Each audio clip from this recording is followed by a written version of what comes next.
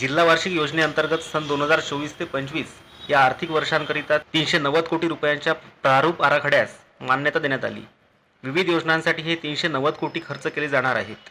जिल्हा नियोजन समितीच्या बैठकीत राज्याचे क्रीडा व युवक कल्याण, बंदरे मंत्री तथा पालकमंत्री संजय बनसोडे यांच्या अध्यक्षतेखाली झालेल्या बैठकीत या आराखड्यास मान्यता देण्यात आली। येथील जिल्हाधिकारी कार्यालयातील जिल्हा नियोजन समितीच्या सभागृहात ही बैठक संपन्न झाली। यावेळी खासदार संजय जाधव, फौजिया खान, आमदार सुरेश वरपुडकर, राहुल पाटील, मेघना बोर्डीकर, रत्नाकर गुट्टे, बाबाजानी दुर्राणी, विप्लव बाजुरिया, विक्रम काळे, जिल्हाधिकारी रघुनाथ गावडे, मुख्य कार्यकारी अधिकारी विनय मून, पोलीस अधीक्षक रागसुधा आर, मनपा आयुक्त तृप्ती सांडभोर यांची प्रमुख उपस्थिती होती। नॉर्म्स असे आहेत की 2022-23 मधले जे काही प्रस्तावित केलेल्या कामातून शिल्लक राहिलेली कामं त्याला प्राधान्य देणं हे DPTCचं क्रमप्राप्त आहे।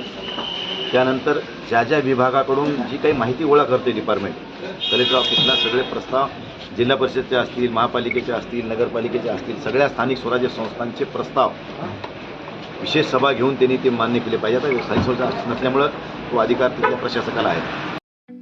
ठळक घडामोडींसाठी देशोन्नती न्यूज चॅनलला सबस्क्राईब करा आणि बेल आयकॉन प्रेस करा।